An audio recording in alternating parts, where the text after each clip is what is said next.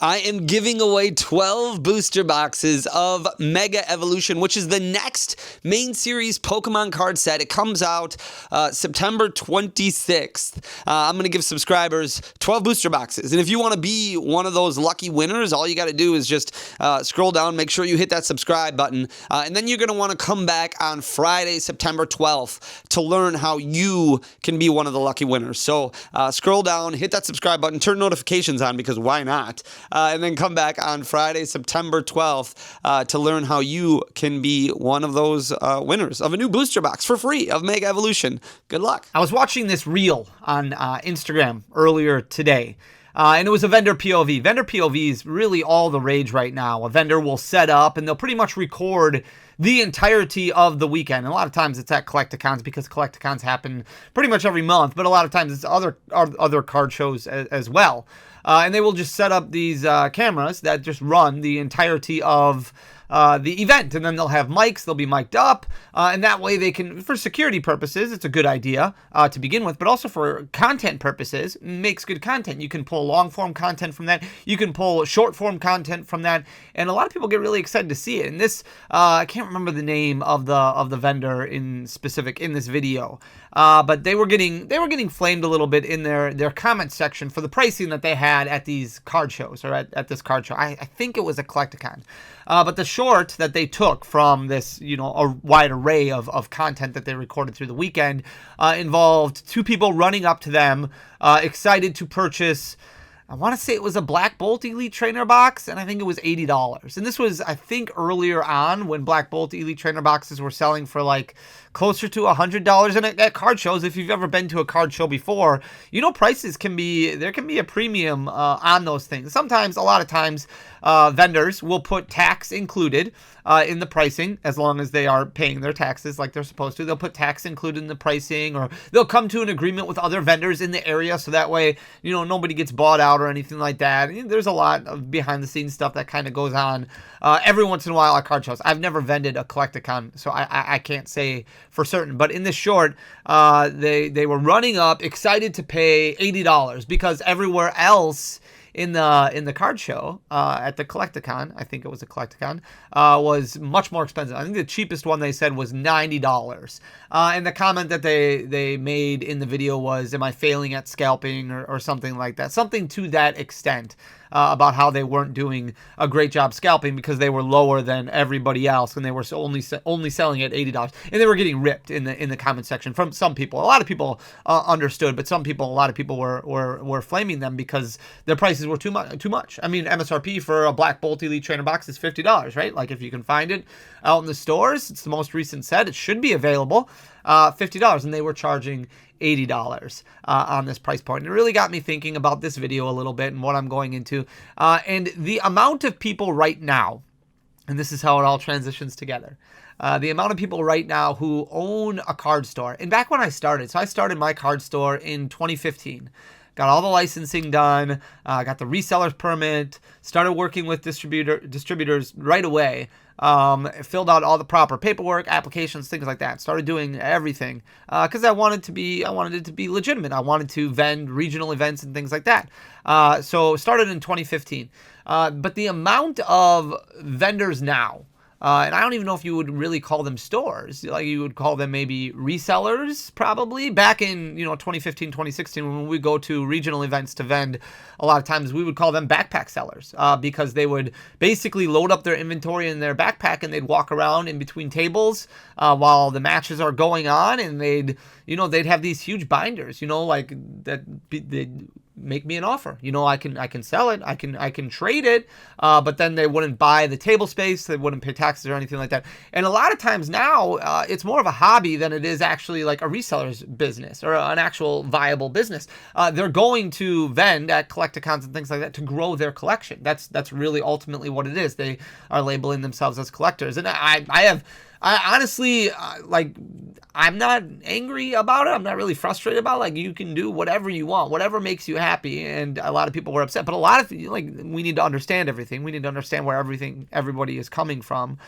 It has never been more difficult than it is right now to be a store owner. Whether you're a store owner or a reseller or whatever the case may be. I don't know what the percentage is, and you can comment down below with what you think it is. But a Collecticon features what, 400 to 500 tables of people set up. The percentage of those tables that actually have distribution access and the ability to buy first run product at wholesale, because you can't buy any other product at wholesale, only first run. After that, it's washed. You're cooked. The percentage of people who can buy wholesale product for the first print run, maybe 20%, of those 500 stores, maybe 100 of them have distro access, because right now that's not the market that we're in. Distros are still accepting applications, but more than likely you're not getting approved. If you have a brick and mortar store, that definitely helps. But even if you do have a brick and mortar store, all the distro companies that I've talked to, you're not getting Pokemon. And if you do, it's going to be next to nothing. So if you want to get in on Mega Evolution, which is the next main series Pokemon card set being released in 2 waves, which we'll talk about in a little bit here, you're probably not going to get any. And if you do, it's going to be like a box, maybe an Elite Trainer box, maybe like 10 sleeve boosters. So the only way that these resellers are getting product is through buying at stores, maybe using bots. Whatever the case is, they're probably paying $50 or maybe even a little bit above $50. Maybe they have a deal worked out with a store owner or somebody who does have distribution access, so that way they can buy a little bit cheaper as long as they buy in bulk quantities. But that's really where this snowball effect starts, is the amount of resellers that only like are in the hobby right now, which is fine. Again, like I'm not throwing shade at anybody, so don't take that out of context. Whatever anybody wants to do, okay. I'm just trying to figure out how we're going to get through all this. They don't have the accessibility and the ability to buy those Black Bolt and White Flare Elite Trainer boxes at $35 or whatever the wholesale cost may have been from a normal wholesaler, which gives them then the opportunity to sell them at $50 to $60, somewhere in there. So they're buying, $50. And then let's say they go to Target, they buy it at $50. They're paying tax on top of it. They're paying $60 for it. And then they're renting out this table space. $80 makes sense. $80 makes sense. I mean, that's what sucks, is that's the place that we're in right now. And it gets bought. So we can get mad, like we can get frustrated with the people who are selling them at $80, $90, $100, but that's the only outlet that they have to be getting them, is, paying MSRP for them. And then people are still buying them at $80, $90, $100 because that's where it's available. Because we've gotten to this point where there is nothing available at the retail stores, and I think it's getting better. Like, I also want to know what you think in the comment section down below. I legitimately do think it's getting better. I have seen a lot more success stories. I've seen a lot of positive people about what they are finding. I think things are definitely improving. I'm very excited about this waived release for Mega Evolution. I think it's definitely a step in the right direction. And again, we'll talk about that a little bit more later. But this is their only outlet. So when you go to a card store or a card show, I should say, the vendors or the resellers or the pack vendors or whatever you see out there, there's just not enough product going to distribution. And we're going to talk about a restock that I just got and why LGSs are the scalper. LGSs are the scalper. There's no way to avoid it right now. There is absolutely no way to avoid it. It is, don't buy, like, that's fine, don't buy. Like, I'm not saying, oh, go support your LGS because they're scalping. The only way this gets better is stores are going to have to take it on the chin. That's really the only way this gets better, is we, a store owner, takes it on the chin. We order product from distro, it doesn't sell. That's the only way that this is going to get better, because that allows more product to build up at distro. Because I'm like, if all of a sudden so this restock that I just got in, I'm going to have to charge more, like closer to market, not at market, but closer to market. And I'll show you the percent, or give you the percentages. Closer to market. If nobody buys it, we take it on the chin, right? It sits because it doesn't sell. So we don't hit any margin. We have money invested into it, into dead inventory that's not moving, which means we're not going to order more. We're not going to get more of it. We're not going to order more of it. Now, distro is out of product. Like, they just basically took whatever they got as far as a restock goes, and they allocated it to, all their storefronts, and then that's that. But then that's, let's say we spent $20,000 on this restock. Well, that's $20,000 less that we can spend on the next restock. And then that's how it gets better, is more distros build up a backlog of inventory, and then they stop ordering from Pokemon, and Pokemon is able to build up more of a backlog of inventory. That's really the only way that it works better. In 2015, when I started, there was backlogs of inventory everywhere. You would buy booster boxes, at $80 or $82, somewhere around there.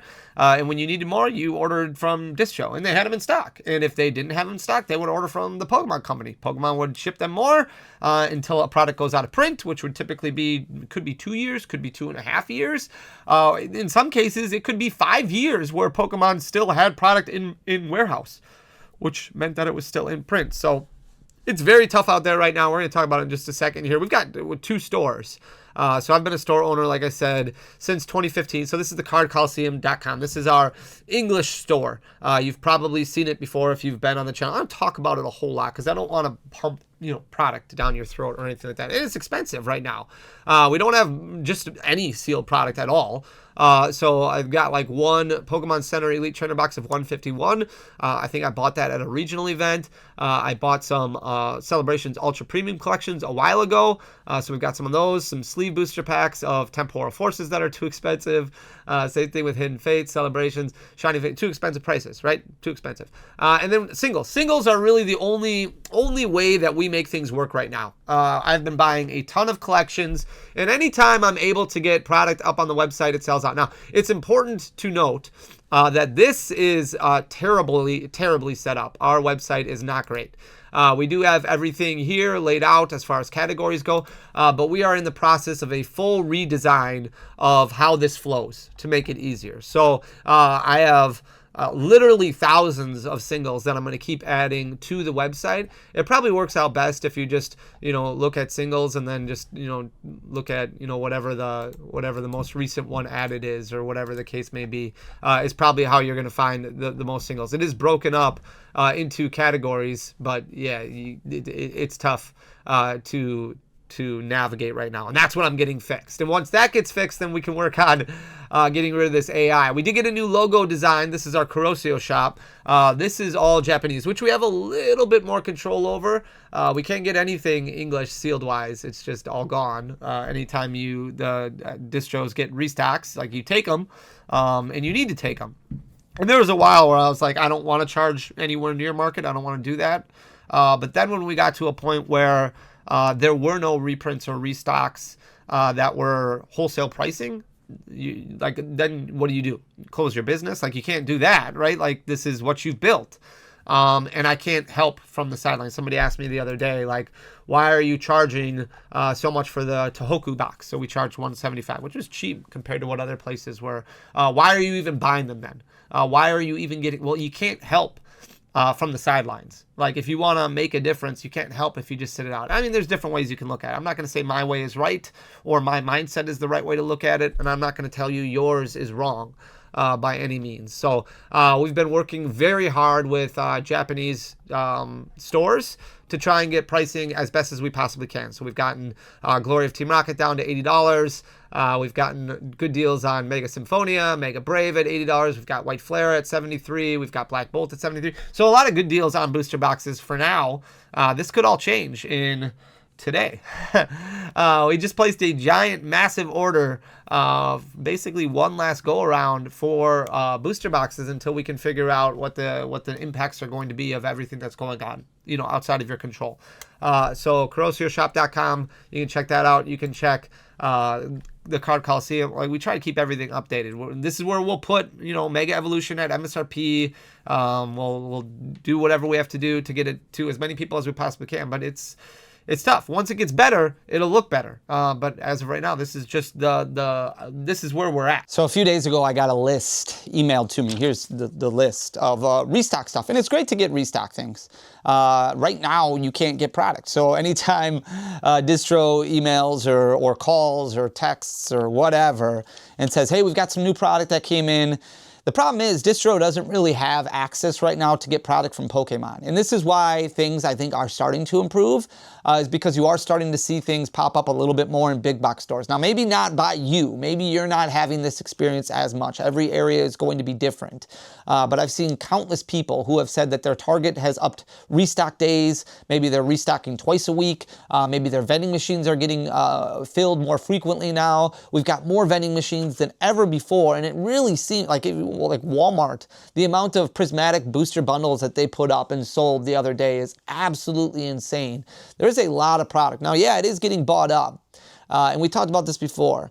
Anytime there's a reprint, and it boggles my mind. Like, I understand the frustration of the market. I really do. But reprints are still a good thing. So when people are like, reprints do nothing, they don't. Like, they don't impact the price a lot. But one of the main things that they do offer is an opportunity. And an opportunity is everything. The fact that Mega Evolution is split into these two waves.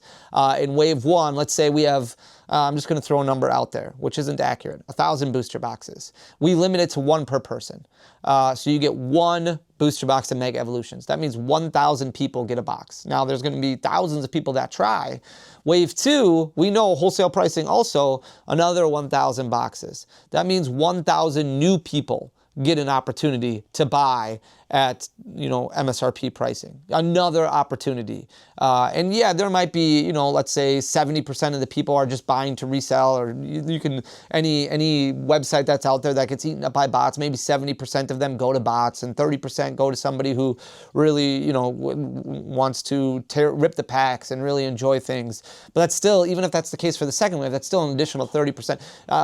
It's like the opportunity is really a big deal. And I think that's the way, it's all about perspective, right? Like looking at things from that perspective, where reprints offer additional opportunities to buy something at a discounted price. Right now, we're not getting reprints and restocks at wholesale pricing. And that's where the problem is coming in.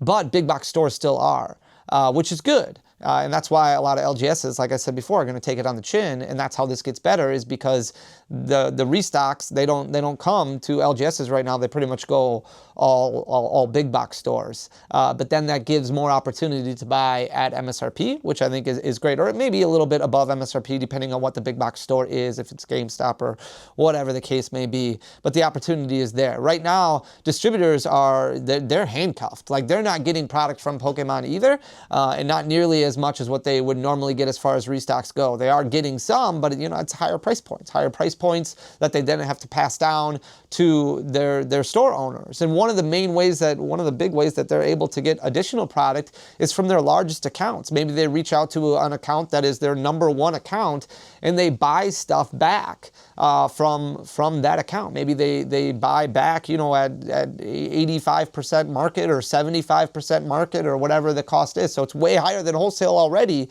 but they're buying it back, so that way they have something to offer all of their key account holders or all of their normal account holders, because right now it's just empty. So I got a restock, and it's a decent sized list. There's like 15, 20 items on here. The problem is it's all very limited, very small amounts. So Masks of Ogerpon, the collection box, which is, I don't even know, I didn't look at the MSRP of all of this, but I'm just going to talk to you about what percentage we're being charged of market pricing. So right now, Mask of Ogerpon box, that's the one with, it's got Twilight Masquerade and Temporal Forces in it.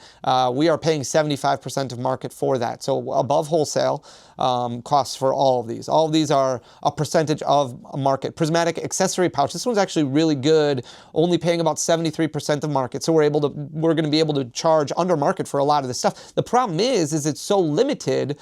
So like the accessory pouch for Prismatic, we're only able to get 6 of.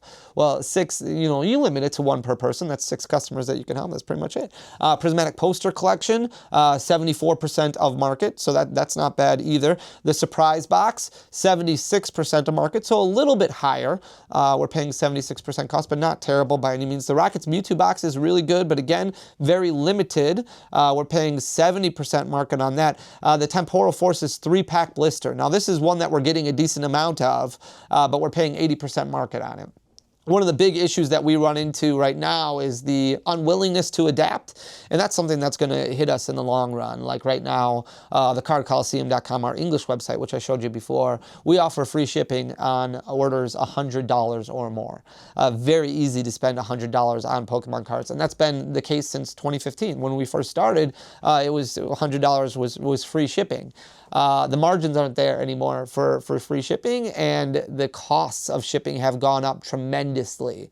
You used to be able to send singles for $3.50 as far as tracked shipping goes. Now in a bubble envelope, you're looking at closer to $4.50, $5, even with discounted shipping rates. You used to be able to ship a booster box across the states for $7 to $8. Now you're looking at closer to $9 to $10. So those little bits add up, and booster boxes, you know, continue, like everything is free shipping basically. So when we're selling for MSRP at $160, I think every booster box we've put up for wholesale or for first run has been $159.99. We have to take out, you know, $10, $12 of that right away for shipping. So we're actually only selling it for, you know, $148, basically, because, you know, that shipping is going to UPS or USPS or whatever shipping service we use. So Black Bolt, White Flare, mini tins, mini tin display, 82% of market. So those are a little bit more expensive. Not a whole lot of room for margin there.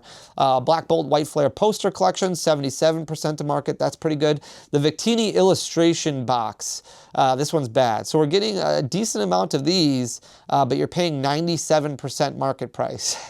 It's $1 cheaper than the market price. Well, what do you do there? Seriously, what do you do? Like, comment below. What do you do there? You're paying 97%.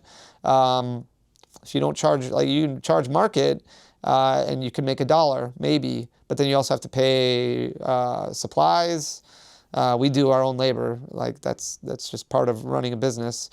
There's nothing there. White Flare 3-pack blisters. They don't have Black Bolt, which Black Bolt is obviously more popular.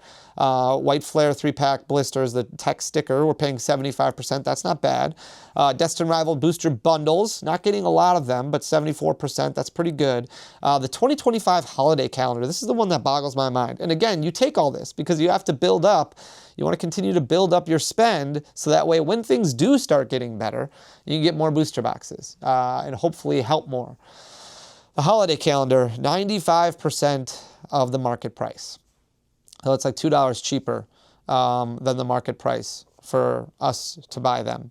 That's not great. And the holiday calendar isn't really a product, I think, we haven't put ours up yet, that moves super well. Like, I did see a lot of people buying them at Costco and then trying to resell them on the secondary market and getting stuck with them because they weren't moving. And then I also saw a lot of people who said their Costcos are still full of holiday calendars because they're not moving. Now, it is a better product than what it's been before. There's actual booster packs inside, whereas before they didn't have that. Prismatic booster bundles, 93% market. And that's a tricky one to take. And we're getting a decent amount of them, but 93% market when the market is falling fast on them because of the amount that have already hit the secondary market, because of the drop that Walmart recently had. Twilight Masquerade, ETBs, this one's not bad. This one's 72% of market. That's pretty good. And then Destined Rivals booster boxes, a super limited amount, 88% of the market price. So you take it all because you want to build up your allocations. You want to continue to be able to be, you know, a key account holder or whatever you might be considered. So that way you can get more. And again, like I said before, the mindset used to be like, I don't want to take it then I don't want to take it. But how am I helping from the sideline? That's why it's tough. So the only way this gets better is if and when stores take it on the chin. And a lot of stores are going to close because of it. But the amount of stores out there who are doing stuff with distros right now is few and far between. And I know there are a lot of issues with distros right now. Not every distro is completely crooked. Like, there's a lot of good distros out there as well. Some of them holding back products, some of them selling to, you know, just streamers behind, you know, backdooring product and things like that. It's a giant mess right now. But it does look like things are improving, getting better. The secondary market is starting to get a little bit better. You're starting to see more wins, I think, at retail stores. But I think it's important to understand where everybody is coming from. Like, that way you have... Right now, everybody's just very, very in their fields, and I do think it is getting better. But when you come at, you know, this person on Instagram, this store that I know nothing about, so you should make your own opinion, and it's valid. Knowing all the information before you flame in the comments, I think is important. So that way you can determine whether or not it's really worth being rude in the comments section. Like, okay, well, this is their career choice. This is their choice. Like, it's scummy, yeah, but what else are they supposed to do? I guess do something else. I get it, but trying to understand everywhere of the spectrum. So I wanted to go over what restocks look like right now, because it's still a nightmare. It's still a mess. And it's headed hopefully in the right direction. And like I said, I think Mega Evolution brings a lot of opportunity, and I think that's what's important. So hopefully that will lead to more restocks and reprints and additional waves of products, which will help the prices stabilize a little bit, but then also give more opportunities. Yeah, it might not impact the prices. If we get a decent Destined Rivals reprint, it might not impact the price a lot. But it gives more opportunity, and I think that's what's important. As long as these reprints hit closer to wholesale pricing, it's got to get closer to wholesale pricing, or otherwise, what are you supposed to do when you're paying 97% market price as a store owner? It's a disaster out there. So I just wanted to make sure everybody's aware of everything. This is where we're at right now. We're going to navigate through it. We're going to get through it together. It's all fun. It's like a puzzle. You just try and figure out the puzzle. But I've been doing whatever I can, talking to a lot of distros, talking to people at Pokemon, trying to figure out how to get this, how to help as much as I possibly can. So I hope you enjoyed the content. If you did, please hit that subscribe button down below. Leave a like, leave a comment. It goes a long way for the algorithm. But ultimately, thank you so much just for being here. I love you guys. I'll talk to you again on Sunday. Till next time, peace.